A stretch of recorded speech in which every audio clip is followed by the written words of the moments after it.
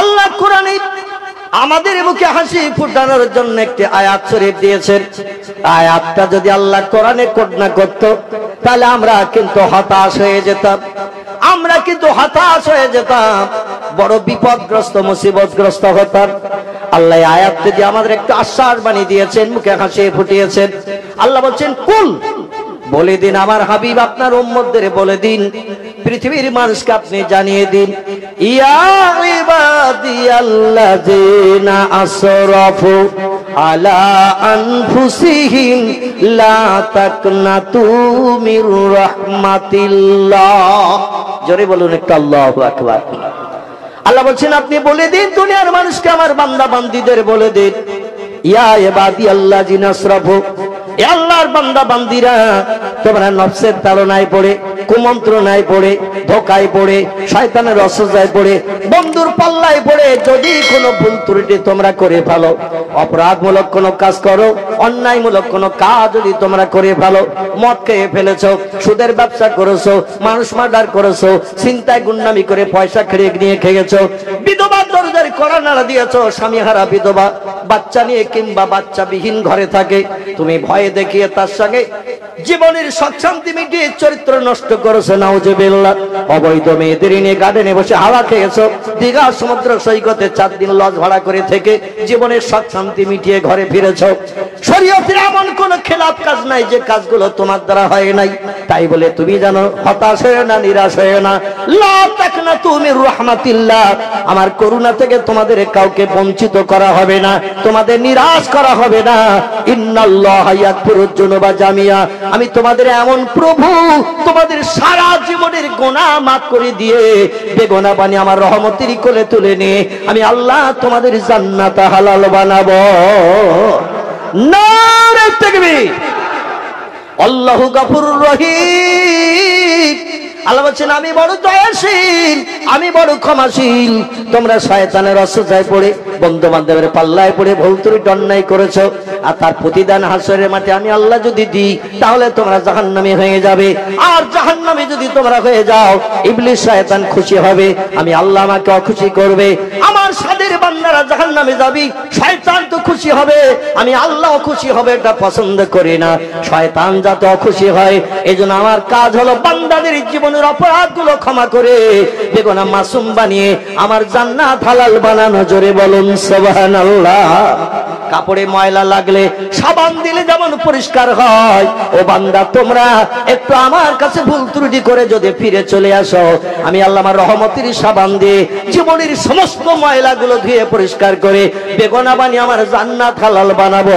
আমার কোরআন এটা ওয়াদা করেছে, শয়তানকে অপমান করব আমি, আর তোমাদের অপরাধ ভুলগুলোকে ক্ষমা করে জান্নাত হালাল বানিয়ে দে আমি আল্লাহ একটু খুশি হব।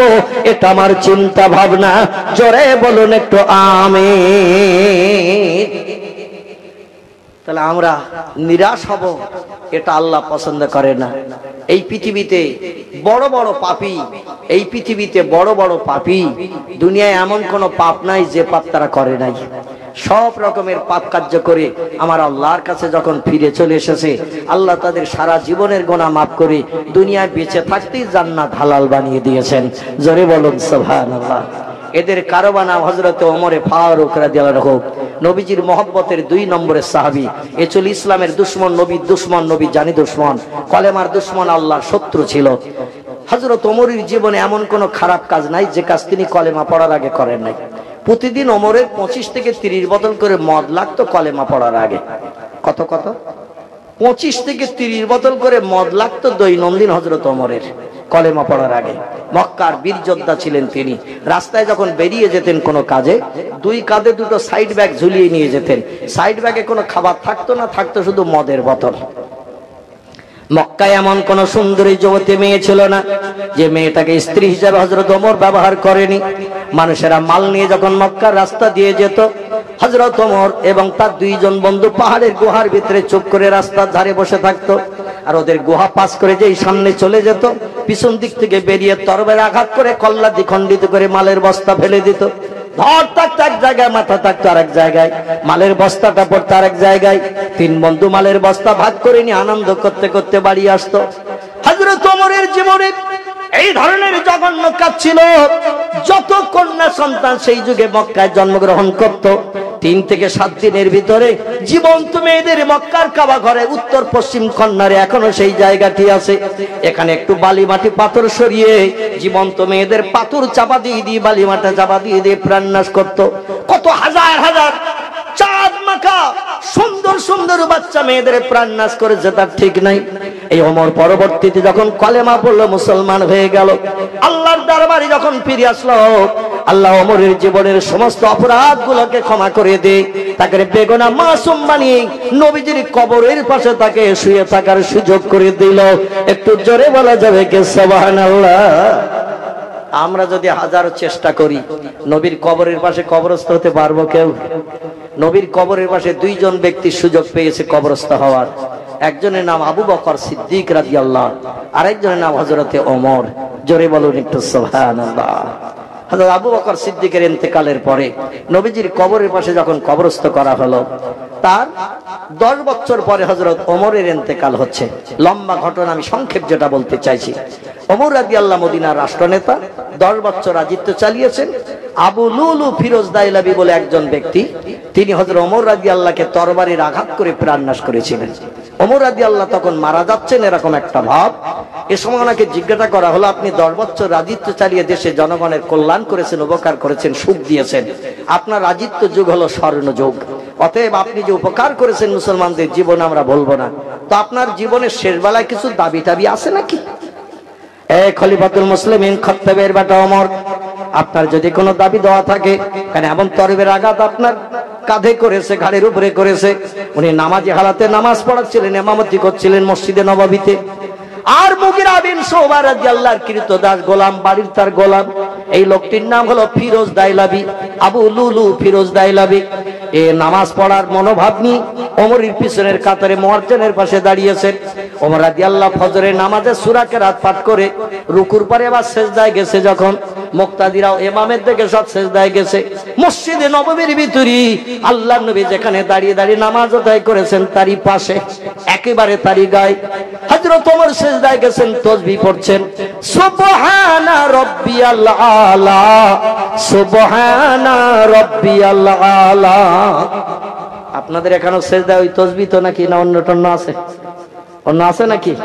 পৃথিবীতে যত মসজিদ আছে আর যত জায়গায় নামাজ হয়, প্রত্যেকটি মসজিদে সিজদার তাসবিহ হলো একই। জোরে বলুন সুবহানাল্লাহ। তিরমিজি শরীফের হাদিসে এসেছে, কোন বান্দা যখন কপালটা ধুলায় লাগিয়ে দেয়, নাকে খল লাগিয়ে দেয়, আর দুনিয়ার সব দৃশ্য দেখা থেকে বঞ্চিত হয়ে যখন আল্লাহর নামের এই তাসবিহ পড়তে থাকে সিজদায়, যে সুবহানা রাব্বিয়াল আলা, সুবহানা রাব্বিয়াল আলা, আল্লাহ নবী বলছেন 1 থেকে 2 বার বান্দার জবানে যখন এই তাসবিহ উচ্চারিত হয়ে যায়, আল্লাহ খুশিতে এত বাগবাগ হয়ে যায়, আল্লাহ ডেকে বলে, যা রে বান্দা যা, আমি তোর সারা জীবনের গুনাহ মাফ করে বেগুনাহ বানিয়ে দিলাম। কবার পড়লে? 2 বার। 2 বার এই তাসবিহ পড়া হয়ে গেলে আল্লাহ বান্দার জান্নাতের সার্টিফিকেট দিয়ে দেন। তাহলে নামাজ পড়া ভালো না খারাপ? নামাজ পড়া ভালো, কিন্তু চায়ের দোকানে ধরার তো ছাড়তে পারিনি আমরা, তলা তেঁতুল তলা তো ছাড়তে পারিনি আমরা, তলায় তেঁতুল তলায় ঘোড়ার মতো দাঁড়িয়ে দাঁড়িয়ে শুধু ক্যারাম বোর্ডে অ্যাকশন চলতেছে। মুয়াজ্জিন আযান দিয়ে শুধু রাস্তার দিকে তাকাচ্ছে, মুসল্লি কখন আসবে। এরা বলে এখন আমাদের হাই পাওয়ারের ক্যারাম বোর্ড চলতেছে, 3 পারে 100 মুড়ি আর 50 চানা সুদ। ওদিকে আবার চায়ের দোকানের ধরাতে বসে দোকানদারের দোকানের কোণার দিকে তাকিয়ে রয়েছে ডাস মশার মতো 36 ইঞ্চি কালারিং টেলিভিশন বসানো রয়েছে। আপনাদের এলাকায় অবশ্য কোনো দোকানে টেলিভিশন ফিশন নেই, যা আছে আমাদের বসিরহাটের দিকে। দেউলি এলাকার লোকেদের আমি বদনামটাম করব না। বর্তমানে এমন একটা পরিবেশ তৈরি হয়েছে, রাস্তার ধারে সরকারি ড্রেনের উপরে খুঁটি পুঁতে যদি কেউ একটা দোকান টোকান করে কুঞ্চির বেড়া টেড়া দিয়ে, আবার একটু তক্তা টক্তা মেরেছে, বইয়েন টইয়েন সাজাবে, এখনো মাল উঠিনি, প্রথম মাল তুলেছে টেলিভিশন। দোকানে এখনো কোনো মাল টাল উঠিনি, দোকানে উদ্বোধন হচ্ছে প্রথম টেলিভিশন দিয়ে। টেলিভিশন দোকানে না রাখলে খরিদ্দার আসবে না, আর খরিদ্দার না আসলে বেচা কেনা হবে না। আজকের মানুষের মনোভাব তৈরি হয়েছে এরকম। চিল্লাই বলুন একটু নাউজুবিল্লাহ, একটু জোরে বলুন নাউজুবিল্লাহ। হযরত ওমর সেজদায় যে তাসবিহ পড়ছেন, মুসল্লিরাও সেজদায় যে তাসবিহ পড়ছেন, আর আবু লুলু ফিরোজদায় লাগিয়ার সেজদায় গেল না। এ সেজদায় না যে দুধাপ সামনে এগিয়ে গেল, কারণ ওমরের পিছনের কাতারে দাঁড়িয়েছিল ইমামের পিছনে। যে মসজিদে 1 রাকাত নামাজ পড়লে 50,000 রাকাত নামাজ পড়ার সব পাওয়া যায়, যে মসজিদের ভিতরে এমন করে 1 খতম কোরআন শরীফ তেলাওয়াত যদি কোনো বান্দা করার সুযোগ পায়, আল্লাহ হাসরের মাঠে 50,000 কোরআন শরীফ তেলাওয়াতের সব তার নাম আমলের থলিতে চাপিয়ে আল্লাহ জান্নাত হালাল বানিয়ে দেবে।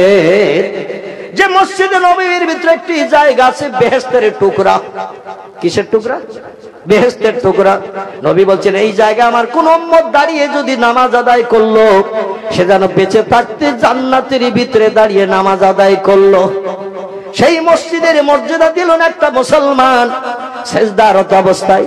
মুসলিম জাহানের দ্বিতীয় খলিফা, জান্নাতি মানুষ, দুনিয়ায় বেঁচে থাকতেই যিনি জান্নাতের সার্টিফিকেট পেয়েছিলেন, তারই কল্লায় তরবারির আঘাত করে দিয়ে দিল। হযরত ওমর রাদিয়াল্লাহু ঘাড়ে এমন করে তরবারি আঘাত করে দিয়েছে, উপরে থেকে কাটতে কাটতে তলা পর্যন্ত এসে হুড়কুনি, যেটা খাদ্য নালী, আর শ্বাস নিঃশ্বাস চলে নাকে যেটা, এই শ্বাসনালী আর হুড়কুনি খাদ্য নালী দুটি কেবল তলার দিকে কাটতে বাকি ছিল, আর বাকি সব রক শিরা চামড়া হাড় হাড্ডি সব কেটে গেছে। এত জোরে তরবারি আঘাত করেছে। ওমর রাদিয়াল্লাহু লুটিয়ে পড়লেন পাশি, গোগো শোষা আওয়াজ চলছে তার শ্বাসনালী হুড়কুনি দিয়ে। মুসল্লিরা পিছনে ছিল বলে এমন বিকট আওয়াজ কেন হয়? মাথা উঁচু করে তাকে রক্তের ললিহান মসজিদে নববীতে ভেসে যাচ্ছে। হিষ্টপুষ্ট বীর যোদ্ধা ছিলেন হযরত ওমর। রক্ত এমন করে গড়গড় করে গড়িয়ে বেরিয়ে যাচ্ছে। পাশে কাতে শুয়ে পড়ে তিনি কষ্ট বোধ করছেন। গগস আওয়াজ হচ্ছে তার শ্বাসনালী দিয়ে হুড়কোনে দিয়ে। মুসলমানেরা মাথা উঁচু করে দেখে বলে কি সর্বনাশ, কে করলো এই কাজ? পৃথিবীর শ্রেষ্ঠ ইবাদতের ঘর মসজিদের ভিতরে এই অঘটনকে ঘটালো। পিছনের দিকে তাকিয়ে দেখে একজন যুবক এক একটা কাতারে লাফ মেরে টপকিয়ে টপকিয়ে পেরিয়ে যাচ্ছে। আর পিছনে মুসল্লিরা সব সেজদায় রয়েছে। সামনে যদি আল্লাহু আকবার না বলে তো মুসল্লি উঠতে পারবে নাকি? কিন্তু আল্লাহু আকবার তো আর বলার লোক নাই। মুসল্লিরা সেজদায় রয়ে গেছে। 7 বার 9 বার 11 বার 13 বার 15 বার যদি এইভাবে তাসবিহ পড়তে হয় সুবহানা রাব্বিয়াল আলা, আমরা পড়তে থাকবো যত সময় ইমাম আল্লাহু আকবার না বলে। কিন্তু ইমাম তো আর আল্লাহু আকবার বলে না। সামনের মুসল্লিরা কাছের কাছে ছিল যারা, তারা এই গোগস আওয়াজ শুনে মাথা উঁচু করে এই কাণ্ড দেখে পিছনে যেই তাকালো তাকে একজন কাতারের উপর দিয়ে লাফ মেরে পালিয়ে যাচ্ছে পিছনে দেখে। সামনের মুসল্লিরা বলো খুশ খুশ হাজার রাজুল, ওই যে লোকটা পালিয়ে চলে যাচ্ছে ওকে তাড়াতাড়ি করে ধরো। পিছনের লোকেরা যখন সেজদা থেকে মাথা তুললো, কাকে ধরতে বলছে চিল্লি আওয়াজ করে, তাকিয়ে দেখে তরবারিতে রক্ত মাখা একজন লাফ দিয়ে দিয়ে পালিয়ে যাচ্ছে কাতার। মসজিদে নববীর ভিতরে অ্যাটাক করে মুসল্লিরা তারে ধরে ফেললো। ধরার পরে হযরত ওমরের কাছাকাছি মেহরাবের কাছে আনা হলো। বলা হুজুর আপনার যা অবস্থা আপনি তো আর বাঁচবেন না। আর এই যুগে সেরকম প্রযুক্তির ট্রিটমেন্টও নাই, অপারেশন টান করা হবে, সেলাই টেলাই দেওয়া হবে, সেরকম তো কোনো ব্যবস্থা নাই। অতএব আপনি তো মারা যাবেন কোনো সন্দেহ নাই। ওমর বলছেন না, আমি আঁকি হব, আমার শারীরিক যে অবস্থা আর যেভাবে রক্ত ঝরতে শুরু করেছে খুব বেশি সময় আর বাঁচবো না। কথাবার্তা বলতে পারছেন কারণ শ্বাসনালী আর হুড়কুনিটা কাটতে বাকি ছিল, রক্ত ললিহান ঝরছে। ওমরকে বলা হলো হুজুর তাহলে এই পরিবেশে আপনার জীবনে কি কোনো শখটার দাবি টাবি আছে নাকি? যদি থাকে বলেন, আমরা শখ মিটানোর চেষ্টা করব। ওমর বলল শোনো, আমার জীবনের সব শখ মিটে গেছে, সব দাবি পূরণ হয়েছে, জীবনের সব আশা মিটে গেছে, একটা ছোট্ট শখ বাকি রয়েছে। ওই শখটা যদি তোমরা একটু মিটিয়ে দিতে পারো তাহলে আমার জীবন ধন্য হবে। দুনিয়া থেকে বিদায় নিতে আমার এক শস্য দানা পরিমাণ দুঃখ ব্যথা আঘাত কিছুই লাগবে না। জোরে বলুন সুবহানাল্লাহ। বলে হুজুর আপনার দাবিটা কি বলুন, ভালো মন্দ খাবেন না কিনা, ভালো কোনো জায়গায় নিয়ে যে আপনাকে সেবা যত্ন ট্রিটমেন্ট করতে হবে। উনি বললেন কিছুই লাগবে না, একটা দাবি আমার, সেটা হলো এই আল্লাহর পয়গম্বর মুহাম্মদ রাসূলুল্লাহ তার প্রাণপ্রিয়া বিবি হযরতে মাইশার ঘরে কবরস্থ হয়ে রয়েছেন। নবীজির কবরস্থানের জন্য বহু জায়গা নির্ধারণ করা হয়েছিল ইন্তেকালের পরে, কিন্তু নবীজি কোন জায়গায় তিনি কবরস্থ হননি। কবরস্থ হয়েছেন তার প্রাণপ্রিয়া বিবি আবু বকর সিদ্দিক রাদিয়াল্লাহু কন্যা হযরতে মাইশাতুল হুমায়রার ঘরে। নবীজি মাইশার ঘরে দাফন হয়ে রয়েছেন। আর আল্লাহ আল্লাহর পয়গম্বরের শ্রেষ্ঠ সাহাবী যিনি, নাম তার আবু বকর সিদ্দিক রাদিয়াল্লাহু আনহু, উনি নবীজির ইন্তেকালের পরে 2 বছর মদিনায় রাজত্ব পরিচালনা করে বৃদ্ধাবস্থায় তিনি মৃত্যুবরণ করেছেন। দুনিয়া থেকে তিনি শহীদি মর্যাদা ইন্তেকাল করেছেন। কারণ গারে সুরের গর্তের ভিতরে ঈসা নবীর জামানার ওই যে সাপ দংশন করেছিল পায়ে, জীবনের শেষ বেলা রক্তের তেজ কম হওয়ার কারণে ওই বিষক্রিয়া তার দেহে জীবনের শেষ বেলা শুরু হয়েছিল। এতেই তিনি শহীদি মর্যাদা নিয়ে কবরস্থ হয়েছেন। জোরে বলুন সুবহানাল্লাহ। আবু বকর সিদ্দিকের ইন্তেকাল যখন হয়, ওনার কন্যা আয়েশাকে ডেকে বলল, মা, আমি আল্লাহর শ্রেষ্ঠ পয়গম্বর মুহাম্মদ রাসূলুল্লাহর সঙ্গে আপনাকে বিয়ে দিয়েছে। ও মায়েশা, তোমাকে পৃথিবীর সেরা পয়গম্বরের সঙ্গে প্রণয় করে বিয়ে দিয়েছে। নবীজির স্ত্রী হিসাবে হাসরের ময়দানে তুমি মর্যাদা পাবে, সম্মান পাবে। আমি তোমার বাবা তোমার কাছে কোনোদিন কিছু দাবি করে কিছু চাইনি, নেইনি। তবে আমার জীবনের শেষ বেলা বিষক্রিয়া শুরু হয়েছে। কানেশ্বরের গর্তে যে বিষক্রিয়া শুরু হয়েছিল, সেই বিষক্রিয়া আমার দেহে আবার দেখা দিয়েছে। আমি অনুভব করছি বিষের যন্ত্রণায় ঠিক সেই রকম আমার দেহের ভিতরে এখন অনুভব হচ্ছে। অতএব আমি খুব বেশি সময় বাঁচবো বলে মনে হয় না। এখন আয়েশা, তোমার ঘরের ভিতরে 3টে মানুষের থাকার জায়গা রয়েছে। এই 3টে মানুষের ভিতরে একটা মানুষ কবরস্থ হয়েছে, সেটা হচ্ছে তোমার স্বামী। আর 2টো মানুষের কবরের জায়গা এখনো বাকি রয়েছে তোমার ঘরের ভিতরে। আমি তোমার বাবা, আমাকে কি একটু নবীর কবরের পাশে কবরস্থ করবে নাকি? মা, আমাকে যদি নবীজির কবরের পাশে একটু কবরস্থ করে দাও, তাহলে আমি আবু বকর সিদ্দিক আমার জীবনের সব দাবি মিটে যাবে। জোরে বলুন একটু সুবহানাল্লাহ। মায়েশা বলেন, প্রাণের পিতা, আমার ঘরের ভিতরে 3জন মানুষের কবরস্থ হওয়ার জায়গা রয়েছে। 3 জনের থেকে 4 জন ব্যক্তির কবরস্থ হওয়ার জায়গা নাই। 4 জন ব্যক্তি কবরস্থ হতে গেলে বেড়ার গায়ে ধাক্কা খেতে হবে।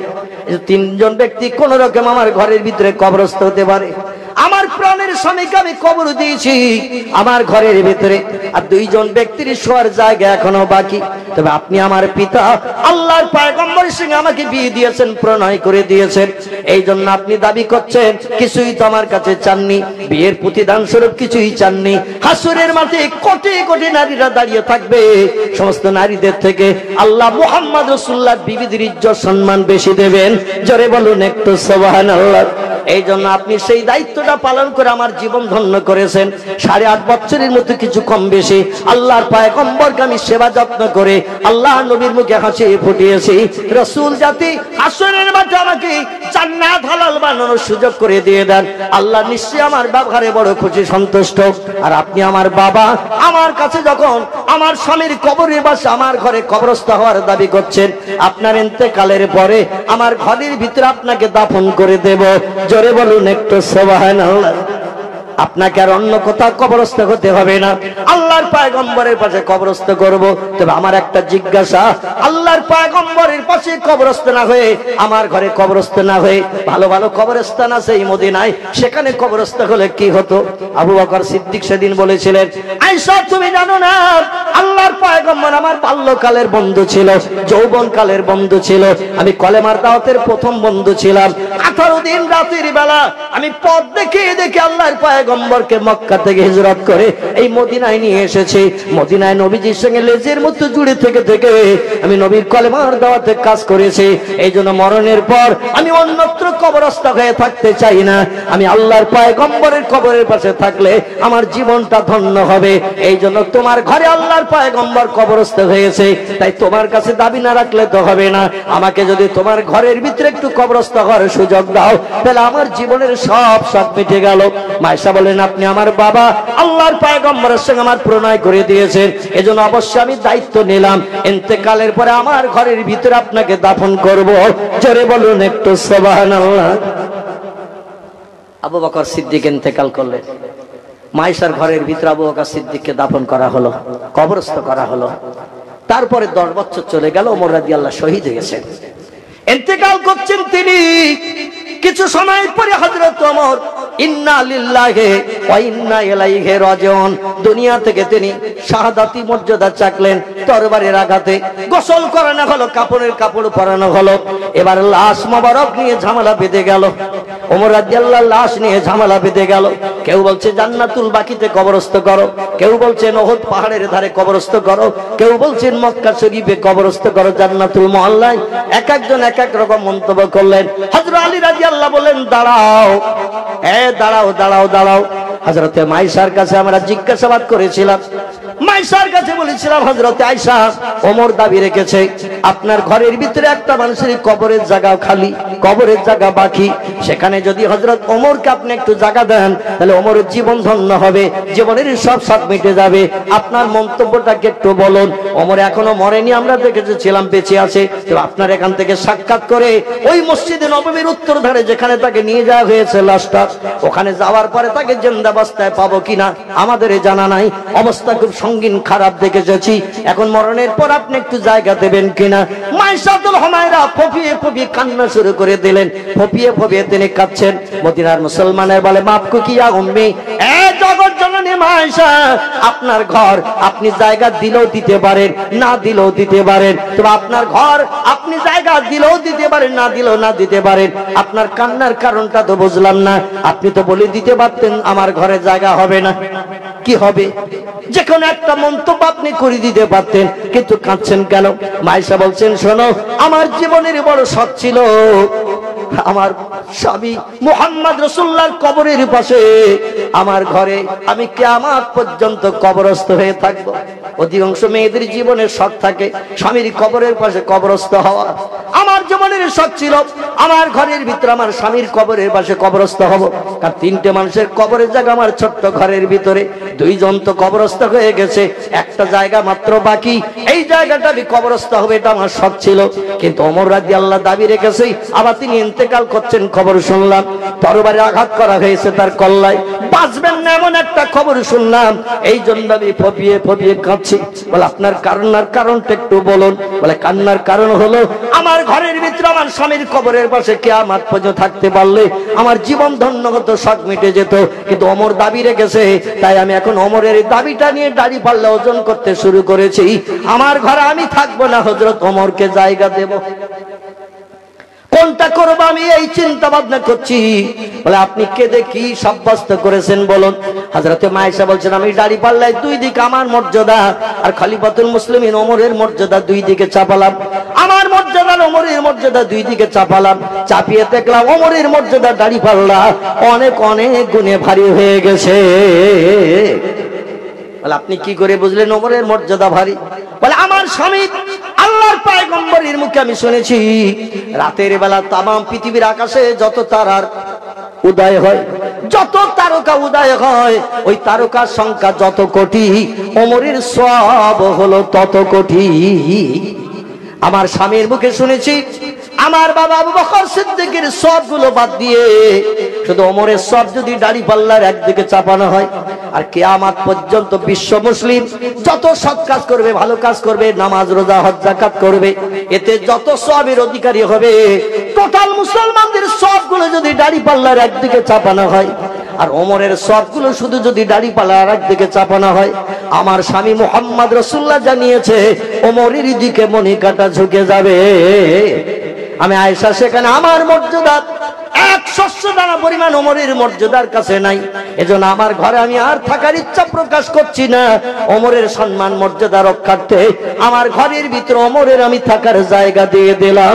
চিল্লায় বলুন একটু সুবহানাল্লাহ। নবী সাহাবীরা মায়েশার কাছ থেকে খবর নিয়ে ওমরের কাছে যখন গেল, যে দেখলো ইন্না লিল্লাহি ওয়া ইন্না ইলাইহি রাজিউন, ওমর রাদিয়াল্লাহু শহীদি মর্যাদা চেখে দুনিয়া থেকে বিদায় নিয়েছেন। সকলে বলুন একটু আমিন। লাশ গোসল করানো হলো, কাফন পরানো হলো, জানাজা নামাজ পাঠ করা হলো। এবার লাশ নিয়ে আসা হয়েছে বিশ্ব নবী রওজা মোবারকের পশ্চিম মাথায়, যেটাকে বেহেশতের টুকরা বলা হয়েছে। রওজাতুম মিন রিয়াজুল জান্নাহ, বেহেশতের টুকরা যেটা বলা হয়, এই বেহেশতের টুকরায় লাশ নিয়ে আসা হয়েছে। আলী রাদিয়াল্লাহু বলেন দাঁড়াও, আমার একটা মন্তব্য আছে। বলে কি মন্তব্য? বলে নবী হায়াতুন নবী জিন্দা নবী আমি জানি, আমরা সকলে জানি নবী হায়াতুন নবী, কেবল আমাদের চোখের আড়াল হয়ে কবরস্থ হয়েছেন।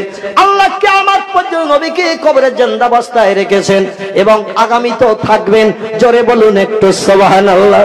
নবী যখন হায়াতুন নবী জিন্দা নবী, আমি লাশ মোবারক নবীজির মাথার পাশে রেখে আল্লাহর পয়গম্বরকে একটু জিজ্ঞাসাবাদ করব, ইয়া রাসূলুল্লাহ, ইয়া হাবিবাল্লাহ, হুজুর ওমর ইন্তেকাল করেছে, শহীদি মর্যাদা চেকেছে, এখন আপনার কবরের পাশে ওমর কবরস্থ হতে চাইছে, আপনার যদি অনুমতি হয় তাহলে ওমরকে আপনার কবরের পাশে কবর করে দাফন করব, অন্যথা ওমরকে জান্নাতুল বাকিতে নিয়ে যাব, ওহদ পাহাড়ের কিনারা নিয়ে যাব, মক্কার জান্নাতুল মোল্লায় নিয়ে যাব, বিভিন্ন জায়গায় যেখানে কবরস্থান আছে সেখানে তাকে দাফন করে দেব, আপনার অনুমতি ছাড়া কাউকে আপনার কবরের পাশে কবরস্থ করব না।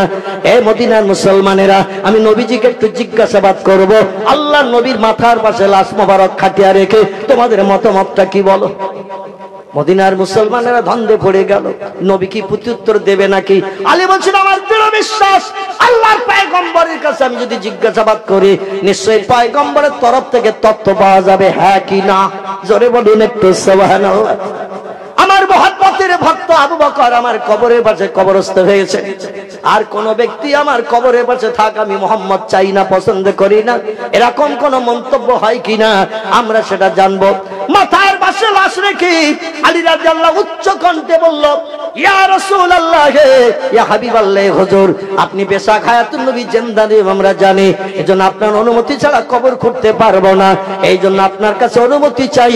হযরত ওমর মদিনার রাষ্ট্রনেতা, 10 বছর রাজত্ব চালিয়ে জনকল্যাণমূলক কাজ করেছেন যিনি, সেই ব্যক্তিকে আপনার কবরের পাশে দাফন করা যাবে কিনা?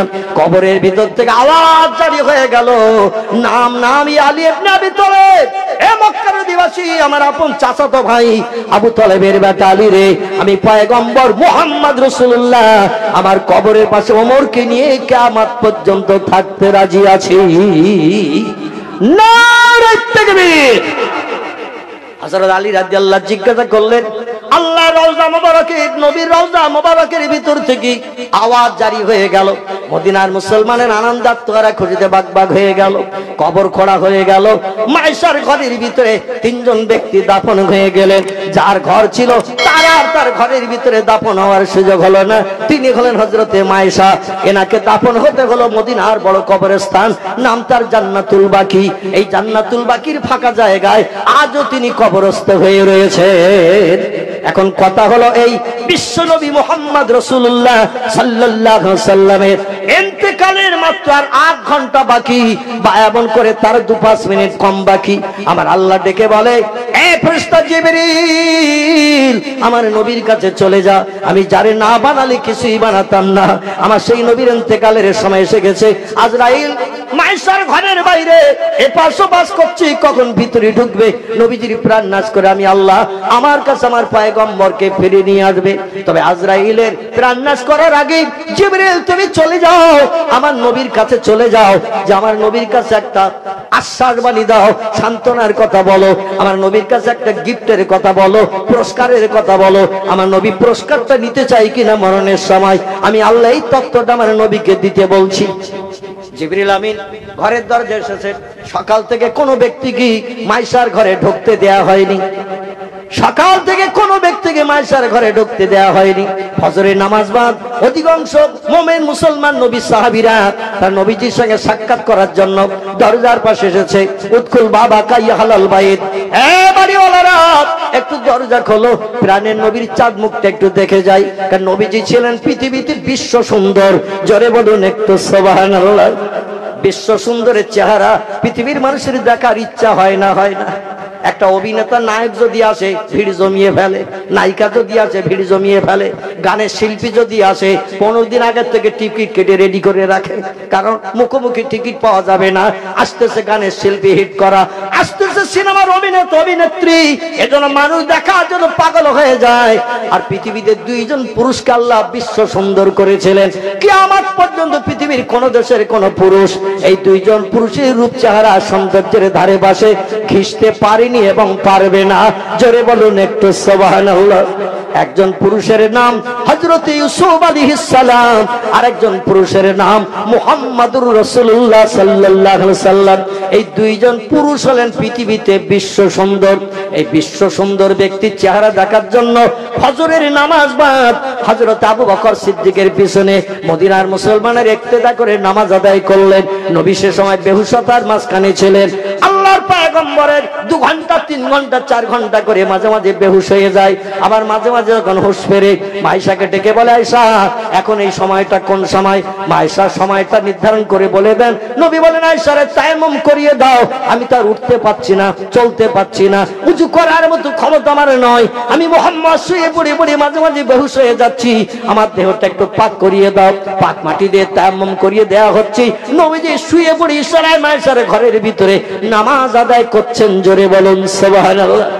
ইসলামের ইতিহাসে এসেছে আল্লাহর পয়গম্বর দীর্ঘ প্রায় 1 মাসের উপরে তিনি অসুস্থতার মাঝখানে ছিলেন।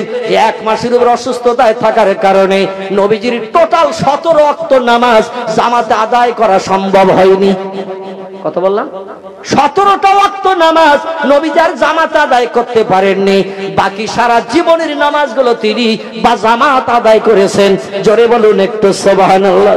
এই 17টা ওয়াক্ত নামাজ রাসূল বেহুশতার মাঝখানে থাকার কারণে মসজিদে নববীতে যেতে পারেননি, অ্যাটেন্ড করতে পারেননি। সাহাবীরা নবীদের অসুস্থতা দেখে তারা নিজেরা জামাত করে করে নামাজ আদায় করেছেন।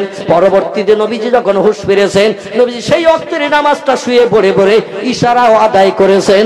জোরে বলুন একটু সুবহানাল্লাহ।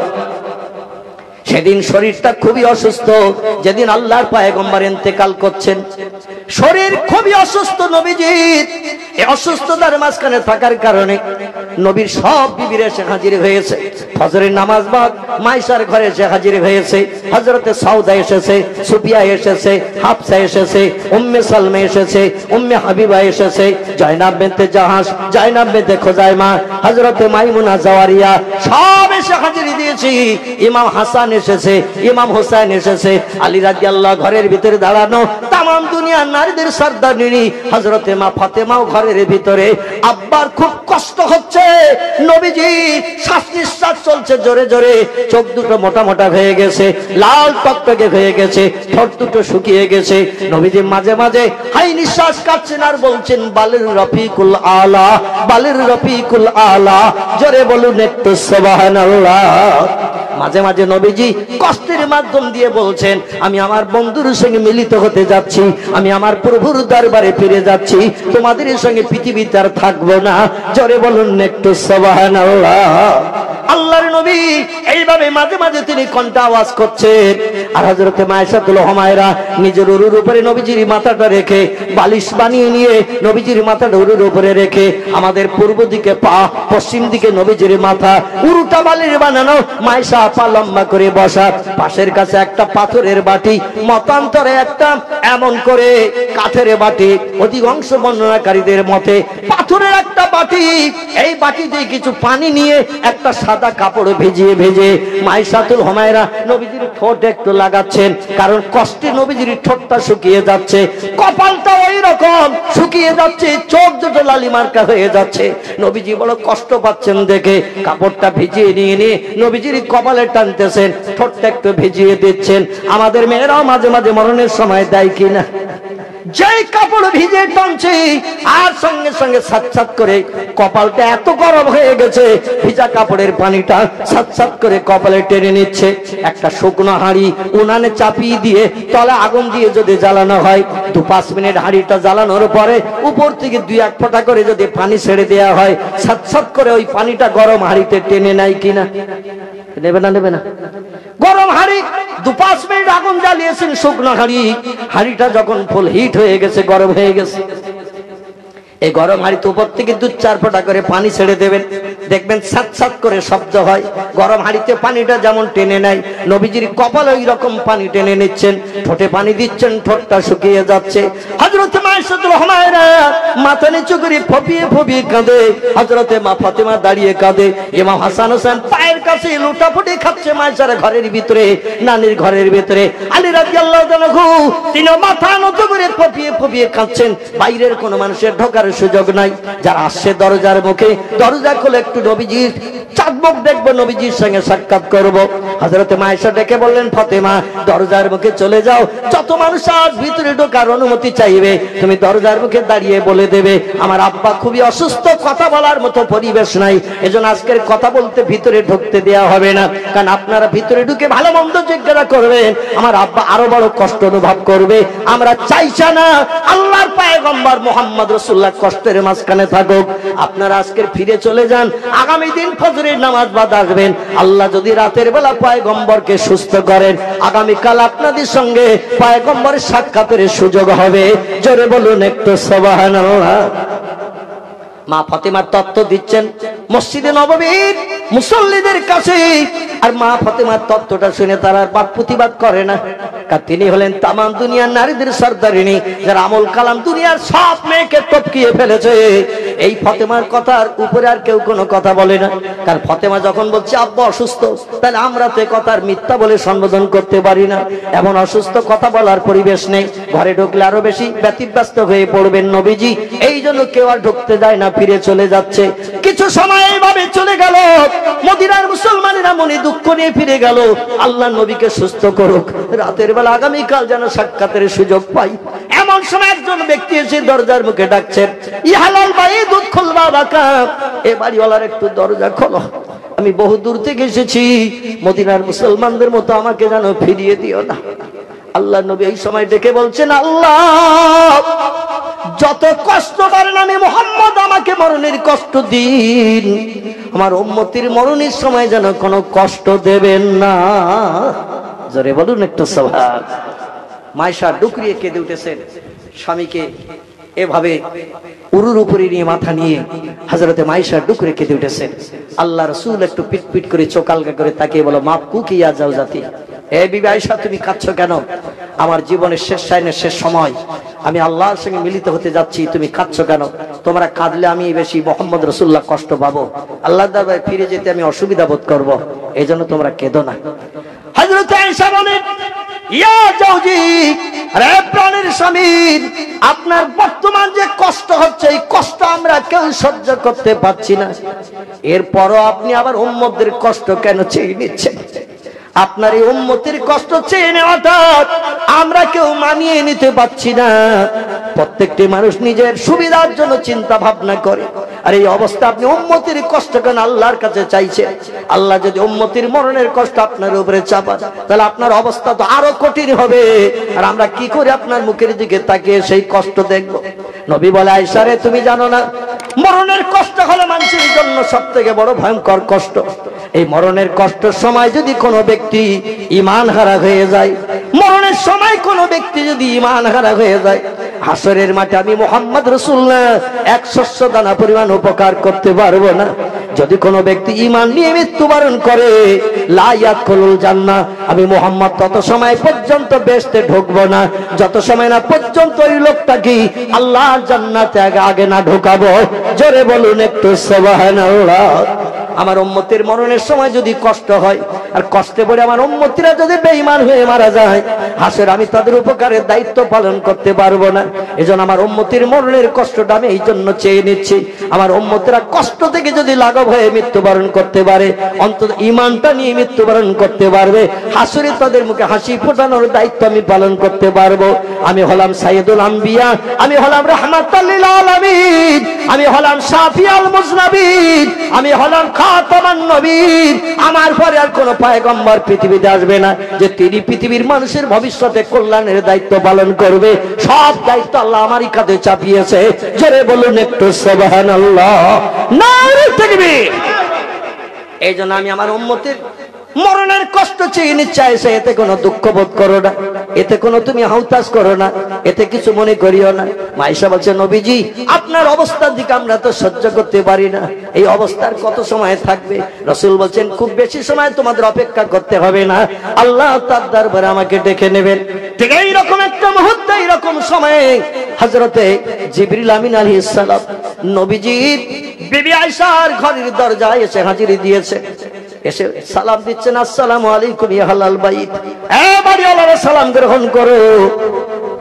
উদখুল বাবাকা, একটু দরজা খোলো, আমাকে একটু ভিতরে ঢোকার সুযোগ করো। মায়েশা ডেকে বলছেন, ফাতেমা আবার কোন দেহাতি মুসলমান এসেছে?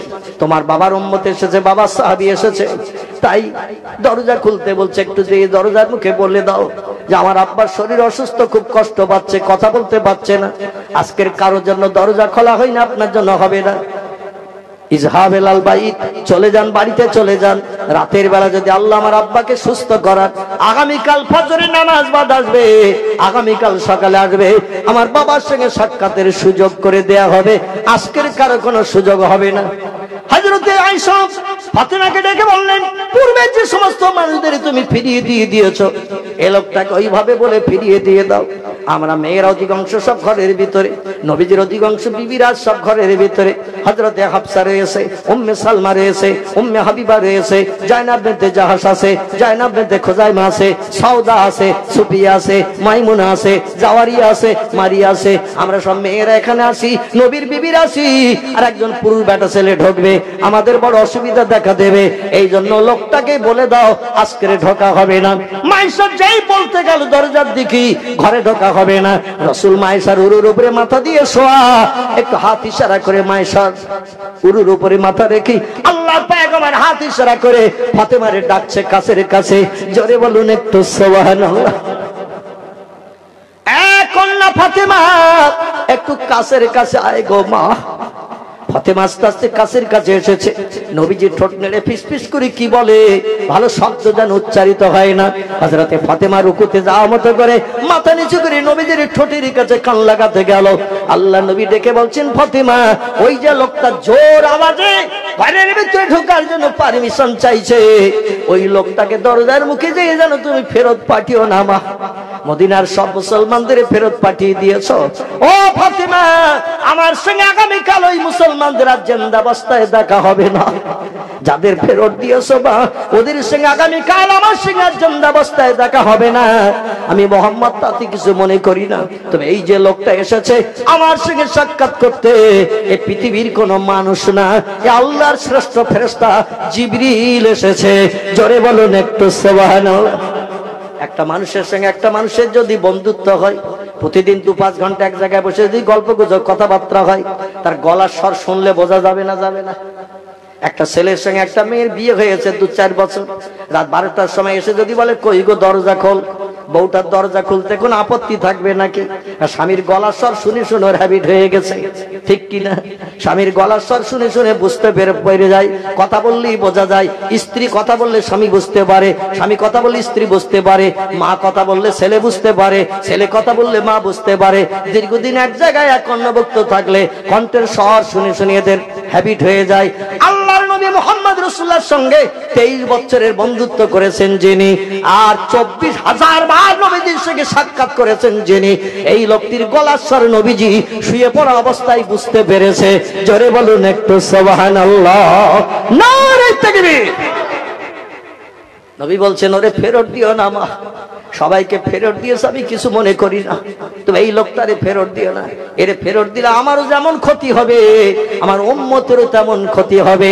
এই লোকটি যতবার এসেছে আমার সঙ্গে সাক্ষাৎ করতে, আমার উম্মতদের উপকার ছাড়া কোনো অপকার করতে আসেনি। জোরে বলুন একটু সুবহানাল্লাহ। আরে ফাতেমা, আজ জীবনের শেষ বেলা আমার উম্মতদের উপকার করতে এসেছে আল্লাহর শ্রেষ্ঠ ফেরেশতা জিবরিল। একে ফেরত দিও না মা, ফেরত দিলে আমার উম্মতেরা বড় বিপদগ্রস্ত হবে। কি তোহবা যে নিয়ে এসেছে আমার জীবনের শেষ বেলা আমার জানা নাই। লোকটার একটু ভিতরে ঢোকার অনুমতি দাও, দরজা খুলে দাও, আমার বিবিদের বলে দাও পোশাক পরিচ্ছদ আবৃত হতে, কারণ আল্লাহর ফেরেশতা জিবরিল আসে, কারো চেহারা যেন জিবরিলকে না দেখায়, সে তার প্রয়োজন মিটিয়ে চলে যাবে।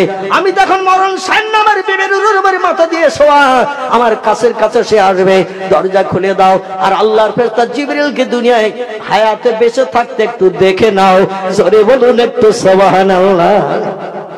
আমাদের কারো নসিবে জটবে জিবরিলের দেখা, কি জটবে নাকি? উনি বলছেন, ইয়া রাসূলুল্লাহ, এ আপনার সঙ্গে শেষ সাক্ষাৎ করতে পৃথিবীতে এসেছি, কিয়ামত পর্যন্ত আমি আর পৃথিবীতে কোনো মানুষের কাছে আসবো না। জোরে বলুন সুবহানাল্লাহ। জিবরিল বলছেন আপনার কাছে আসাই হলো আমার জীবনের শেষ মানুষের কাছে আসা। যতদিন দুনিয়া ধ্বংস না হবে ততদিন আমি আর পৃথিবীতে আসবো না, কোনো মানুষের সঙ্গে সাক্ষাৎ করব না। নবী বলছেন তাহলে আমি বিদায় নেব বলে তুমিও বিদায় নেবে, আমার উম্মতের কোনো উপকার তুমি আর করবে না, দুনিয়ায় তুমি আর আসবে না। জিবরিল বলেন ইয়া রাসূলুল্লাহ, আসবো না এমন কথা নয়, আসবো আমি 10টা বার। কবার? হাদিস শরীফে নবীজি তথ্য দিয়েছেন জিবরিল আমার ইন্তেকালের পরে পৃথিবীতে 10টা বার মাত্র আসবে, যতদিন দুনিয়া ধ্বংস না হবে এর ভিতরে 10টা বার জিবরিল আসবে। নবী বলছেন 10টা বার এসে আমার উম্মতদের কি কি উপকার করবে বলো। জিবরিল বলে ইয়া রাসূলুল্লাহ, একটা উপকার করতে আপনার উম্মতদের আমি আসবো না, যে উপকার আপনার হায়াতের জিন্দেগিতে হয়ে গেছে আমি আগামীতে আপনার ইন্তেকালের পরে 10টা বার আসবো, মাঝে মাঝে ফাঁকা দিয়ে দিই, এসে এক একটা নিয়ামত আমি আল্লাহর দরবারে উঠিয়ে নিয়ে যাব, আপনার উম্মতের কাছ থেকে তওবা গিফট গুলো সব তুলে তুলে নিয়ে যাব, উম্মতের কোনো উপকার করতে আসবো না, এবং এক একটা জিনিস উঠিয়ে নিয়ে গেলে আপনার উম্মতরা সেই নেয়ামত থেকে বঞ্চিত হবে। জোরে বলুন একটু আমিন। নবী বলে জিবরিল তাহলে তুমি এসেছো আজ শেষ সাক্ষাৎ করতে? জিবরিল বলে না আমি ইয়া রাসূলুল্লাহ। মা ফাতেমা অনুমতি দিলেন, দরজা খুলে দিলেন, জিবরিল ভিতরে ঢুকে গেল। নবীজির মাথার পাশে নামাজে হালাতে হাঁটু দুটো লম্বা করে হাত দুখানা হাঁটুর উপরে দিই আমরা 2 রাকাত নামাজ পাঠ করে বৈঠক করে তাশাহুদ পড়ি যখন, আত্তাহিয়াতু লিল্লাহি ওয়াস সালাওয়াতু আত-তাইয়্যিবাত, আসসালামু আলাইকা আইয়ুহান নাবিয়্যু ওয়া রাহমাতুল্লাহি ওয়া বারাকাতুহু, আসসালামু আলাইনা ওয়া আলা ইবাদিল্লাহিস সালিহিন, আশহাদু আল্লা ইলাহা ইল্লাল্লাহ ওয়া আশহাদু আন্না মুহাম্মাদান আবদুহু ওয়া রাসূলুহু। 2 রাকাত নামাজ পড়ে আমরা বৈঠকে যে তাশাহুদ পাঠ করি হাঁটুর উপরে দুখানা হাত দিয়ে, ওই রকম তাশাহুদ পড়া মতো করি নবীজির শিয়রের ধারে মাথার পাশে বসে গেল। নবীর সব বিবিরা পর্দা পুশিদায় চুপ করে সাইডে রয়ে গেল। হযরত মায়েশা পর্দার মাথার কাপড় টেনে দিয়ে পর্দা করে চুপ করে বসে রয়েছে। মায়েশার উরুর উপরে নবীজি মাথা দিয়ে তখন শোয়া, আর নবীজির মাথার পাশে বসে জিবরিল। জিবরিল বসে আবার হাত দুটো আস্তে আস্তে নবীজির হাতের দিকে লম্বা করে দিয়েছেন। আল্লাহ নবী জিবরিলের হাত দুটো দেখে আস্তে আস্তে জিবরিলের হাতে হাত লাগিয়েছেন, মুসাফা করে নিয়ে একে অপরের জন্য দোয়া কামনা করলেন। ইয়াগফিরুল্লাহু লানা ওয়া লাকুম আইয়াকুম, জোরে বলুন একটু আল্লাহু আকবার। একে অপরের জন্য দোয়া কামনা করে নিয়ে নিলেন। এই দোয়া কামনা করে নেওয়ার পরে এবার দেখা গেল কি জানেন, আল্লাহর পয়গম্বর বলছে মাহালুকা মাখবারকি ইয়া জিবরিল, আল্লাহর ফেরেশতা জিবরিল আজকের কি খবর নিয়ে কি হালাত নিয়ে আপনি এসেছেন আমার কাছে, একটু তত্ত্ব দেন শুনি খুশি হই। জিবরিল আমিন বলছেন ইয়া রাসূলুল্লাহ, আমি আল্লাহর তরফ থেকে একটা খবর নিয়ে আপনাকে জানাতে এসেছি। নবী বলছেন কি খবর বলো না। বলে খবর হলো এই, আল্লাহ পাক আমাকে দিয়ে খবর দিয়ে পাঠিয়েছেন, জানিয়ে দিয়েছেন আমার পয়গম্বর মুহাম্মদ রাসূলুল্লাহ সাল্লাল্লাহু আলাইহি ওয়াসাল্লামের কবরটা আমার আরশের ডান পাশে করা হবে। আল্লাহ খবর দিয়ে পাঠিয়েছেন আমার হাবিবের কাছে যে বলো আমি আল্লাহ পাক আমার হাবিবের ইন্তেকালের পরে আমার রহমতের ফেরেশতাদের দিয়ে তার লাশ মোবারকখানা ওই মায়েশার ঘরের থেকে উঠিয়ে নি আমার আরশের ডান পাশে আমার নবীর কবরটা আমি করব। জোরে বলুন একটু সুবহানাল্লাহ। আমি পূর্বে যেখানে বসে বসে বিশ্ব পরিচালনা করেছি, বর্তমানে করছি, ভবিষ্যতেও করব, সেটির নাম হলো আমার আরশ পাক। আরশ মহল্লা আরশ করছি, আমার আল্লাহ সব থেকে সুন্দর করে বানিয়েছেন। এত সুন্দর পেলে আল্লাহর কিছুই বানায়নি। নবীজি মেরাজ শরীফে যে আমার আল্লাহর আরশ পাক দেখে জান্নাত দেখে পৃথিবীতে ফিরে এসে সাহাবীরা বললেন, সাহাবীরা আমার বাস্তব চোখে দেখা দুটি সুন্দর প্লেজের নাম কি বলবো? এত সুন্দর প্লেজ, এত সুন্দর বিল্ডিং, এত সুন্দর গার্ডেন বাগান আমি মুহাম্মদ আমার জীবনের কোথাও দেখার সুযোগ পাইনি। জোরে বলুন একটু সুবহানাল্লাহ। সাহাবীরা বলেন না আমি ইয়া রাসূলুল্লাহ, আমাদের নসিবে দেখা জুটবে কিনা জানি না, তবে আপনার মুখে গল্প শুনে আমরা একটু কলিজা ঠান্ডা করি। আপনি যে দুটি সুন্দর প্লেস বিল্ডিং দেখেছেন, এত সুন্দর বিল্ডিং, কারুকার্য খচিত নকশা, আর জীবনে কোথাও কোনো জায়গায় দেখার সুযোগ পাননি। একটু গল্প করুন, আমরা শুনে খুশি হই, কারণ আপনি জীবনে মিথ্যা কথা বলেন না। জোরে বলুন একটু সুবহানাল্লাহ। নবী বলছেন সাহাবীরা প্রথম নম্বরের প্লেস হলো আল্লাহর আরশ পাক আরশ করছে। আমি 27 বছরের লম্বা মেয়াদ আল্লাহকে সামনে নিয়ে সে আরশ পাকে বসে বসে আমার আল্লাহর সঙ্গে গল্প করেছিলাম। আর মাঝে মাঝে ওই ঘরের চতুর্দিকে তাকিয়ে তাকিয়ে দেখেছিলাম এত সুন্দর কারুকার্য খচিত নকশা, এত সুন্দর সৌন্দর্যমণ্ডিত প্যালেস, এত সুন্দর দামি দামি জিনিস সেখানে লাগানো রয়েছে। এমন সুন্দর প্যালেস, এমন সুন্দর বাড়ি আমি রাসূল আমার জীবনের কোথাও দেখার সুযোগ পাইনি। জোরে বলুন একটু সুবহানাল্লাহ, নারে তাকবীর। সাহাবীরা বলে, ইয়া রাসূলুল্লাহ, 2 নম্বরের প্যালেস সবথেকে ভালো কোথায় দেখেছে? এত সুন্দর বিল্ডিং বালাখানা, পিকনিক স্পট, গার্ডেন, বাগান, নহর, খাল, আপনার কোথাও দেখতে পাননি? সেই 2 নম্বরের প্যালেসটাকে একটু বলুন। নবী বললেন, সাহাবীরা, আমার চোখে দেখা 2 নম্বরের প্যালেসের নাম হলো আল্লাহর বানানো 8খানা জান্নাত। কখানা? আল্লাহর বানানো 8খানা জান্নাত। আমার চোখে দেখা সব থেকে শ্রেষ্ঠ বিল্ডিং, ঘর, পিকনিক স্পট, গার্ডেন, এত সুন্দর সৌন্দর্যমণ্ডিত আমি বাগান, বাড়ি, বাড়ি ঘর আমার নজরে আমি আর কোথাও দেখিনি। জোরে বলুন একটু সুবহানাল্লাহ। তবে 1 নম্বর হলো আল্লাহর আরশ পাক।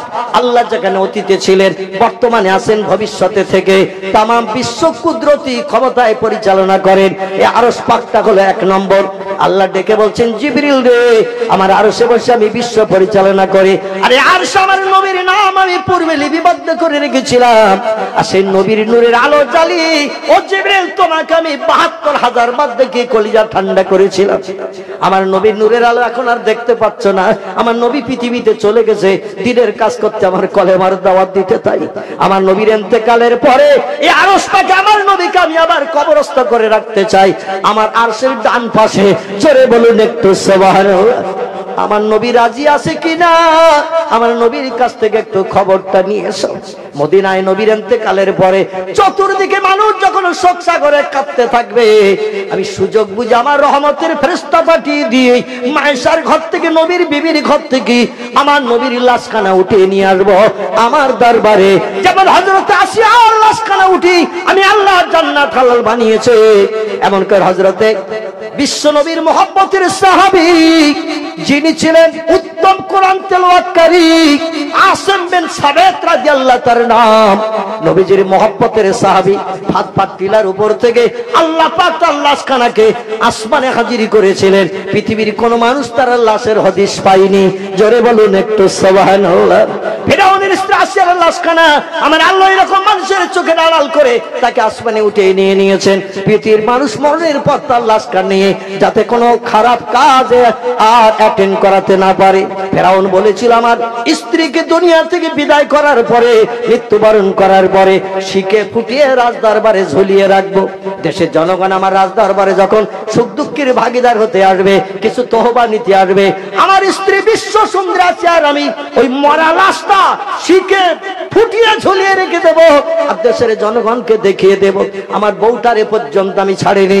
যদি কোনোদিন খবর পাই আমার খোদা বলো না, যদি কোনোদিন খবর পাই আমার নেতৃত্ব মানো না, তোমাদেরকে আসিয়ার থেকে বেশি শাস্তি দিয়ে দুনিয়া থেকে বিদায় করাবো।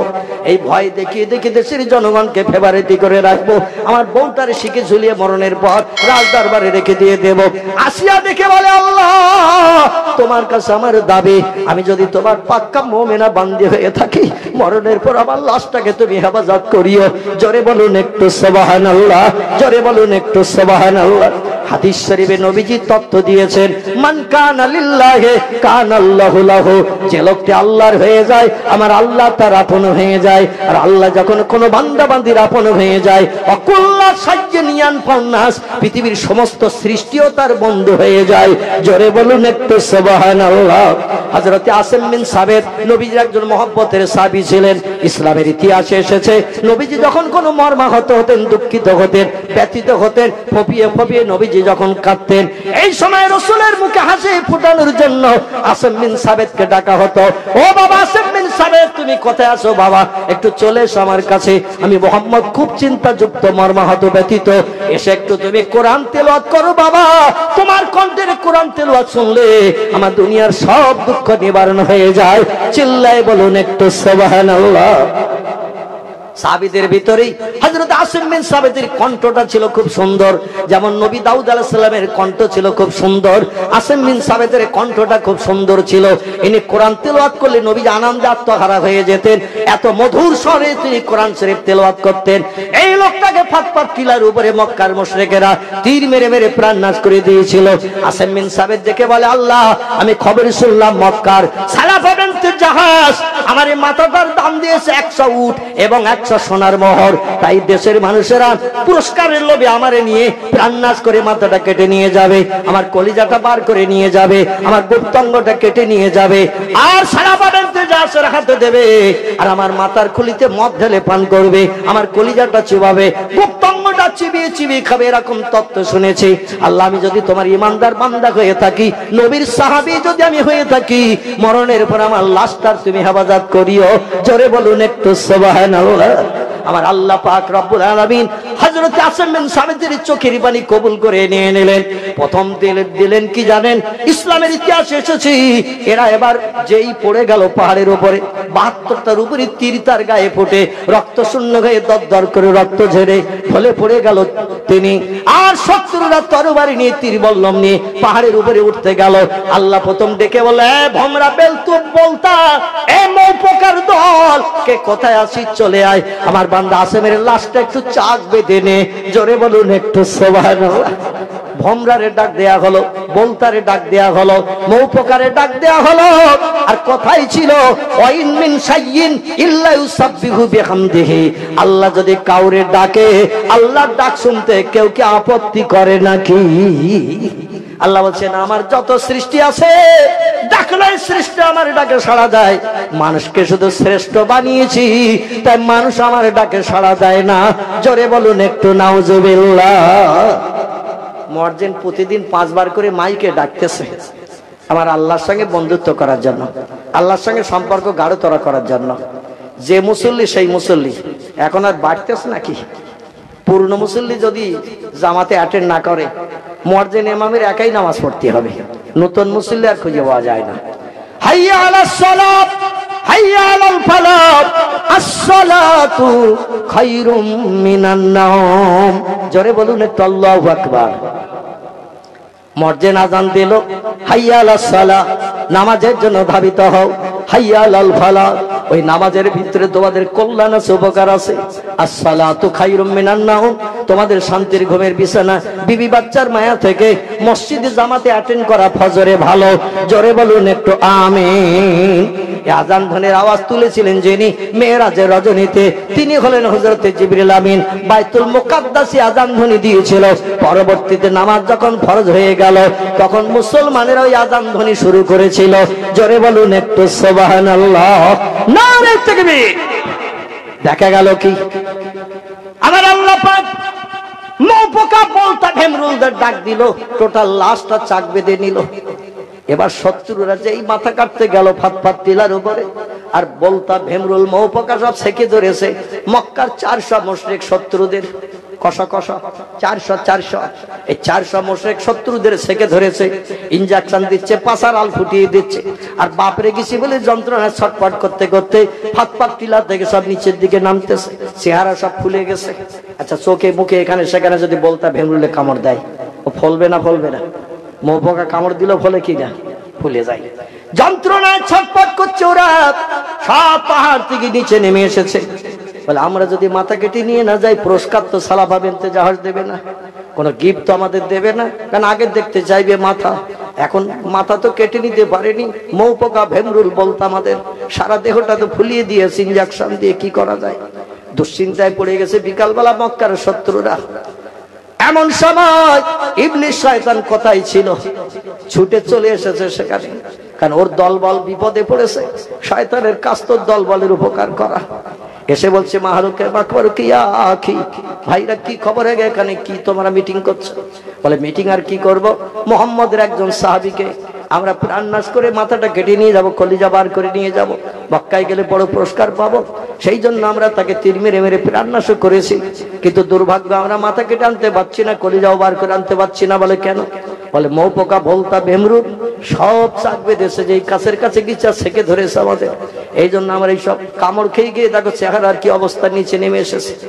খালি হাতে ফিরে গেলে তো পুরস্কার পাবো না, এত কষ্ট করে মারলাম তবু পুরস্কার পাবো না, তাই চিন্তা করছে কি করি। শয়তান বললে একটা কাজ করো। বলে কি? বলে সন্ধ্যা পর্যন্ত অপেক্ষা করো, পাহাড়ে উঠো না। সন্ধ্যার পরে সূর্য যেই ডুবে যাবে পৃথিবীতে আধার অন্ধকার নেমে আসবে। অন্ধকার নেমে আসলে মৌপোকার ওড়ে না, বলতা ওড়ে না, ভেমরুল ওড়ে না, আর অন্ধকারে উড়ে কাউকে দেখতেও পাবে না, কামড়াতে পারবে না। সন্ধ্যার পরে অন্ধকার হয়ে গেলে পাহাড়ের মাথায় উঠবে তোমরা, উঠে তোমরা মাথা কাটবে, তোমরা কলিজা ফাড়বে, ও পোকা সাইডে চলে যাবে, একটা উড়বে না, কামড় দেবে না। আরে সাজ্জাকতে ইয়া কি সত্যি তোর মগজে মাল আছে? আচ্ছা শয়তানের মগজে মাল আছে না নাই? আছে কি না? শয়তানের মগজে কিন্তু অনেক জ্ঞান। এই ফেরেশতাদের সামনে নিয়ে বসিয়ে ওয়াজ করত, যে সময় আল্লাহ লানাত পায়নি। সোনার চেয়ারে বসে বসে বেহেশতের ভিতরে লক্ষ লক্ষ ফেরেশতাদের থ বানিয়ে দিত ওয়াজ করে। আল্লাহর মগজে খুব বেশি বেশি জ্ঞান দিয়েছিলেন। এই শয়তান ইবলিস যুক্তি দিল, ওরা অপেক্ষা করলো সন্ধ্যা পর্যন্ত। সন্ধ্যার পরে পাহাড়ের মাথায় ঠেলে উঠবো, আর মৌপোকা উঠবে না, বলতা ভেমরুল উঠবে না, সাইডে সরিয়ে দিলেও কিছু বলবে না, আমার ইচ্ছা মতো কাজ করে নিয়ে আসতে পারবো। সন্ধ্যা যেই হয়ে আসছে, ঘন ঘটা সন্ধ্যা হয়ে আসছে, সূর্য পশ্চিম আকাশে ডুবতে যাচ্ছে। আল্লাহ দেখে বলেন, মিকাইল, আমার ফেরেশতা মিকাইল রে, আমি মেঘ গুড়িয়ে জমাট বাঁধিয়ে তোর পানি বর্ষণের দায়িত্ব দিয়েছি। ইসরাফিলকে আমি আল্লাহ কোহে কাফির গুহার ভিতরে বসিয়ে রেখেছি, সিংহায় ফুৎকার করিয়ে দুনিয়া ধ্বংস করার জন্য। আজরাইলকে দায়িত্ব দিয়েছি চাবি মোড়া দিয়ে প্রাণ নাশ করি বিবি বাচ্চাকে বিধবা এতিম বানানোর জন্য। আর জিবরিলকে দায়িত্ব দিয়েছি আসমানে ওহী নিয়ে আমার পয়গম্বরদের কাছে পৌঁছে দেওয়ার জন্য, আসমানে কিতাবগুলো পয়গম্বরদের কাছে দেওয়ার জন্য জিবরিলকে আমি দায়িত্ব দিয়েছি। হযরত খিজিরকে দায়িত্ব দিয়েছি পানি পরিচালনা করে পানির সৃষ্টিগুলোকে এমন করে জলপথে পরিচালনা করার জন্য।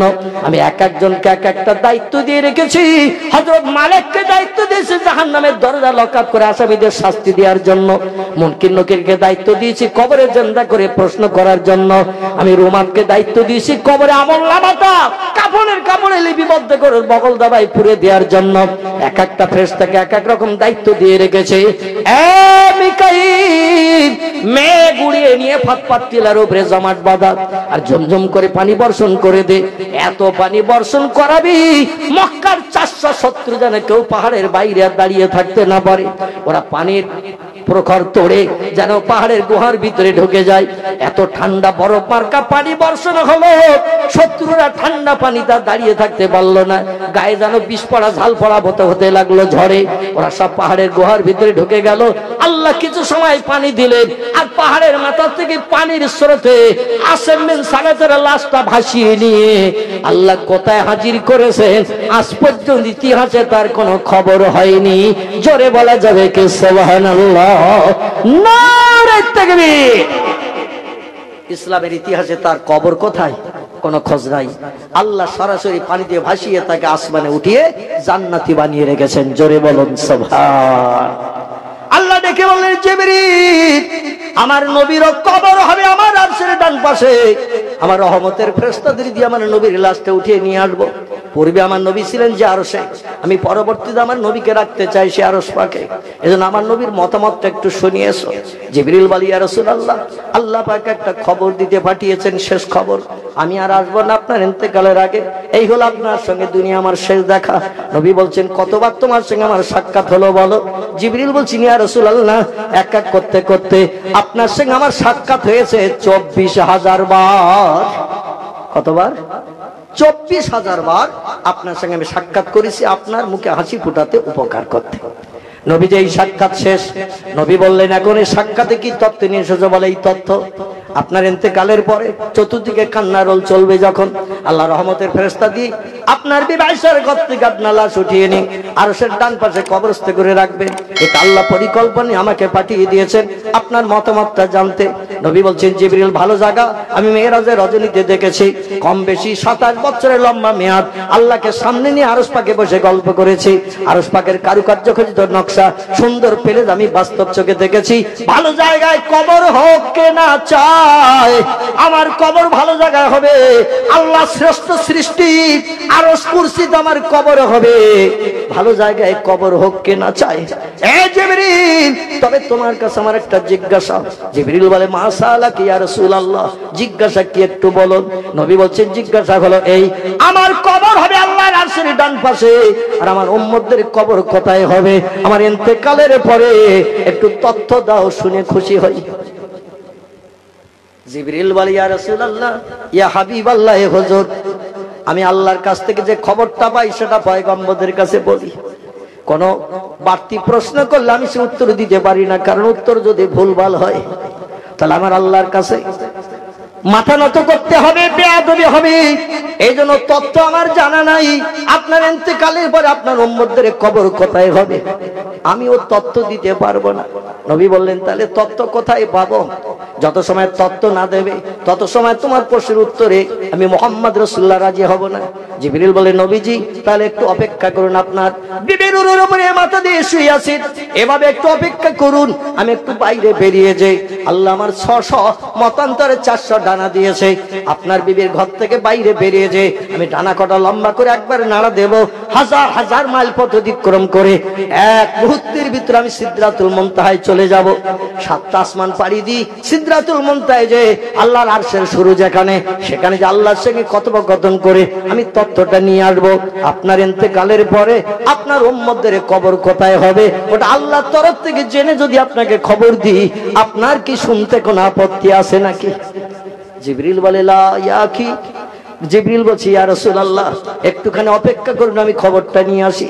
নবী বললেন এ জিবরিল, তুমি তো যাবে বাইরে বেরিয়ে, তবে একটু আগে বললে আরেকজন ফেরেশতা নাকি এদিক ওদিকে ছটফট করছে। আমি বললাম কে সে? তুমি তো বললে সে হলো আজরাইল। মানে তুমি বেরিয়ে যাবে, আজরাইল ভিতরে ঢুকবে, আর আজরাইল ভিতরে ঢুকে চাবি মোড়া দিয়ে আমার তো প্রাণ নাশ করবে, জীবন নাশ করবে। তুমি আল্লাহর কাছে খবর নিয়ে এসে তো দেখবে আমি ইন্তেকাল করেছি, তাহলে আমার খবরটা তুমি কি করে দেবে? জিবরিল বলে ইয়া রাসূলুল্লাহ, আমি বাইরে বেরিয়ে আজরাইলকে বলে যাব, আমি যত সময় দ্বিতীয়বার ফিরে না আসবো তত সময় আয়েশার ঘরে তুমি ঢুকতে পারবে না। সব ফেরেশতাদের থেকে আমার মর্যাদা বেশি, এজন্য আমার হুকুমের খেলাফ কোনো ফেরেশতা করে না। জোরে বলুন একটু সুবহানাল্লাহ। আমি বাইরে বেরিয়ে আজরাইলকে বলে যাব, আমি দ্বিতীয়বার ফিরে না আসা পর্যন্ত যত ব্যস্ততায় থাকো না কেন তুমি ভিতরে ঢুকতে পারবে না। জিবরিল আমিন ঘর থেকে বাইরে বেরিয়েছেন। আজরাইল বলে আল্লাহর ফেরেশতা জিবরিল গো, তোমার কাজ মিটে গেছে কিনা বলো, সময় আর হাতে বাকি নেই, কারণ নির্দিষ্ট সময়ে কাজ করতে হবে।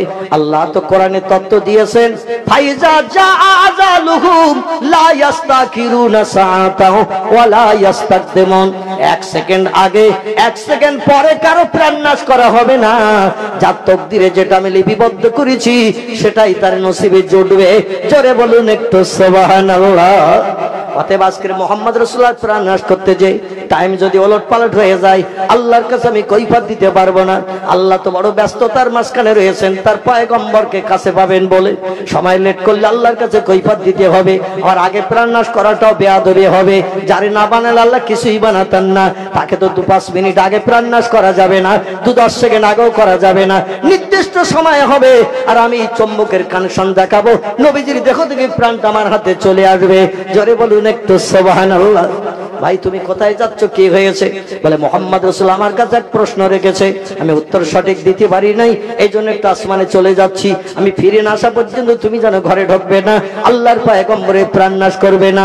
আজরাইল বলছে যদি আপনার আসতে লেট হয়, বলে আশা রাখি আসতে লেট হবে না। জোরে বলুন একটু সুবহানাল্লাহ। ডানা মেলে উড়ে চলে গেলেন একের পর এক 7ম আসমানের উপরে। জায়গাটির নাম হলো সিদরাতুল মুনতাহা।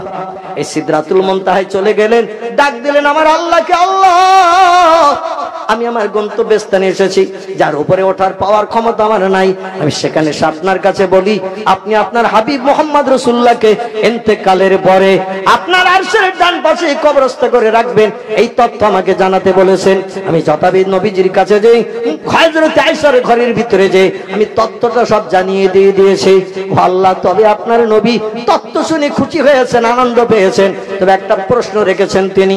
প্রশ্নটা হলো এই যে আমার কবর হবে আল্লাহর আরশের ডান পাশে, আর আমার ইন্তেকালের পরে আমার উম্মতদের কবর কোথায় হবে, একটু তথ্যটা জানো, শুনে আমি খুশি হই। আল্লাহ আমার তো তথ্য জানা নাই, এই জন্য আমি আপনার কাছে জানতে এসেছি, আপনি একটু তথ্যটি দিন। আপনার পয়গম্বর ইন্তেকালের পরে কিয়ামত পর্যন্ত আপনার পয়গম্বরে যত গুনাহগার উম্মত মণ্ডলী পৃথিবীতে আসবে এবং মৃত্যুবরণ করবে, জন্ম নেবে এবং মৃত্যুবরণ করবে। আপনার টোটাল নবীর উম্মতদের কবর কোথায় হবে এটা আপনার নবী মরণের শেষ বেলা একটু জানতে চেয়েছে। আল্লাহ ডেকে বলে, জিবরিল ইযহাব ইলা রাসূলিহি, হে ফেরেশতা জিবরিল তাড়াতাড়ি আমার নবীর কাছে চলে যা। আজরাইল ব্যস্ত হয়ে পড়েছে, আমার নবীর প্রাণনাশ করবে, আমার কাছে আমার নবীরে পৌঁছে দিয়ে দেবে। আমি আল্লাহ অপেক্ষায় আছি আমার প্রেমিক নবীকে পাওয়ার জন্য।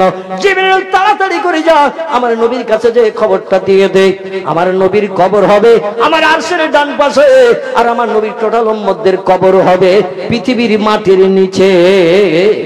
নবীর যত উম্মত পৃথিবীতে জন্ম নেবে, আমার নবীর নেতৃত্ব মানবে, আমার কথাগুলো শুনে দুনিয়ায় যারা বাস্তব জীবনে রূপদান করে আমল করবে, সকলের কবর হবে পৃথিবীর মাটির নিচে, আর আমার নবীর কবরটা হবে কেবল আমার আরশের ডান পাশে। জোরে বলুন একটু সুবহানাল্লাহ। হযরতে জিবরিল আমিন তথ্য নিয়ে যখন তিনি চলে আসলেন, তথ্য নিয়ে যখন তিনি চলে আসলেন, আসার পরে দরজার মুখে আসলেন, সালাম দিলেন। নবী বলছেন, ফাতেমা রে তাড়াতাড়ি আবার দরজাটা খুলে দাও। সেই আগন্তুক এসেছে যে আমার প্রশ্নের প্রতি উত্তর দিতে পারেনি, আবার উত্তরটা নিয়ে এসেছে, তাড়াতাড়ি দরজা খুলে দাও। মা ফাতেমা দরজা খুলে দিলেন, বলেন, উৎকুল বাবাকা ইয়া কি জিবরিল, আল্লাহর ফেরেশতা জিবরিল রে আপনি আসুন, আপনার জন্য দরজা খোলা। জোরে বলুন একটু সুবহানাল্লাহ। নবী যে ভিতরে ঢুকে গেলেন, আল্লাহর পয়গম্বরের মাথার পাশে জিবরিল এসেছে, আবার পূর্বের মতো নামাজি হালাতে বসে আবার হাতে হাত লাগিয়ে মুসাফা করলেন, দোয়া কামনা করলেন। দোয়া কামনা করে বলছেন, ইয়া রাসূলুল্লাহ হে, ইয়া হাবিবাল্লাহ, হুজুর আল্লাহ পাকের তরফ থেকে খবর নিয়ে এসেছি, আপনার কবর হবে সৃষ্টির শ্রেষ্ঠ আপনি, ওয়া ইন্নাকা লাআলা খুলুকিন আযীম, আল্লাহ সমস্ত সৃষ্টির ভিতরে আপনাকে শ্রেষ্ঠত্বের মর্যাদা দিয়েছেন। তাই শ্রেষ্ঠ সৃষ্টির মর্যাদা দিতে আল্লাহ তার আরশের ডান পাশে আপনাকে কবরস্থ করে রাখবেন, এটা পরিকল্পনা নিয়েছেন। রহমতে ফেরেশতারা চলে আসবে, আপনার বিবির ঘর থেকে আপনার লাশটা উঠিয়ে নিয়ে যাবে। পূর্বে যেমন বান্দা বান্দীদের লাশ আল্লাহ উঠিয়ে নিয়েছেন, আপনাকেও তেমন উঠিয়ে নিয়ে যাবেন। আর আপনার ইন্তেকালের পরে কিয়ামত পর্যন্ত আপনার যত উম্মত মৃত্যুবরণ করবে, সকলের কবর হবে এই পৃথিবীর মাটির নিচে। নবীজির তত্ত্ব শুনে একটু ফপিয়ে কাঁদলেন। জিবরিল বলছে, ইয়া রাসূলুল্লাহ আপনার জন্য ভালো শুভবার্তা আশার বানিয়ে এনেছি, এটা আপনি ফপিয়ে কেন কাঁদছেন? নবী বলেন, জিবরিল রে তুমি আল্লাহর কাছে যে খবরটা পৌঁছে দাও, আমি মুহাম্মদ রাসূলুল্লাহ আরশের ডান পাশে ভালো জায়গায় কবরস্থ হয়ে থাকতে চাই না, আমি সেখানে কবরস্থ হয়ে থাকতে চাই না। জিবরিল বলে, ইয়া রাসূলুল্লাহ ভালো জায়গার কথা শুনলে কেউ তো বঞ্চিত হতে চায় না, সবাই তো চায় ভালো ঘরে থাকবো, ভালো মন্দ খাবো, ভালো বিবি নেবো, ভালো সংসার যাপনে সুখ ভোগ করবো, আপনি কেন আরশের ডান পাশে কবরস্থ হতে চাইছেন না? নবী বলছেন, আমার উম্মতেরা থাকবে যেখানে, আমি কিয়ামত পর্যন্ত মাটির নিচে কবরস্থ হয়ে থাকতে চাই, সেখানে আমি আরশে থাকবো না। জোরে বলুন একটু সুবহানাল্লাহ। আমাদের নবী আমাদের ভালোবাসতেন কিনা, আমাদের চিন্তা করতেন কিনা? পৃথিবীতে বহু নেতা এসেছে, ধর্মীয় নেতা এসেছে, কোন নেতা তাম পৃথিবীর মানুষের চিন্তা করেছে? চাচা আপন পরাণ বাঁচা, যার চিন্তা সেই কর, তোর চিন্তা তুই কর, এটা পৃথিবীর অধিকাংশ ধর্মীয় নেতাদের চিন্তা। আমরা পৃথিবীতে শ্রেষ্ঠ নেতা পেয়েছি, ধর্মীয় নেতা, যিনি হলেন মুহাম্মাদুর রাসূলুল্লাহ সাল্লাল্লাহু আলাইহি সাল্লাম। পৃথিবীতে আর যত ধর্মীয় নেতা আছে, রামকৃষ্ণ পরমহংসদেব, বুদ্ধদেব, চৈতন্যদেব, গুরু নানক, মহাবীর, আচার্য কেশবচন্দ্র, মোজেদ, যিশু, এমন করে সক্রেটিস, বালক ব্রহ্মচারী থেকে শুরু করে সব নিজের চিন্তা করেছে, কেবল উম্মতের চিন্তা করেছেন মুহাম্মাদুর রাসূলুল্লাহ সাল্লাল্লাহু আলাইহি সাল্লাম। তিনি বললেন, আমি আরশের ডান পাশে কবরস্থ হয়ে থাকতে চাই না, আমার উম্মতেরা থাকবে যেখানে, আমি মুহাম্মদ রাসূলুল্লাহ কিয়ামত পর্যন্ত কবরস্থ হয়ে থাকতে চাই সেখানে। জিবরিল আমিন বলছি, ইয়া রাসূলুল্লাহ আল্লাহর পয়গম্বর পৃথিবীর মাটির নিচে কবরস্থ হয়ে থেকে, পচা মাটির নিচে থেকে আপনার লাভ কি হবে? ভালো জায়গায় থাকলে তো লাভ হতো, ভালো জায়গায় থাকতে পারতেন, আল্লাহর সঙ্গে দিদার হতো, আল্লাহর সঙ্গে সাক্ষাৎ হতো, কিন্তু এই মাটির নিচে কবরস্থ হয়ে লাভ কি হবে? নবী বললেন, কিয়ামত পর্যন্ত আল্লাহ আমাকে হায়াতুন নবী, জিন্দা নবী করে কবরে রাখবেন, শুধু মানুষের চোখের আড়াল হয়ে আমি কবরস্থ হব, হওয়ার পরে আল্লাহ আমাকে জিন্দা করবেন, আর জিন্দা অবস্থায় কিয়ামত পর্যন্ত কবরের ভিতরে থাকবো, মানে আমার উম্মতদের বিপদ মুসিবতের খবর নিতে থাকবো। জোরে বলুন একটু।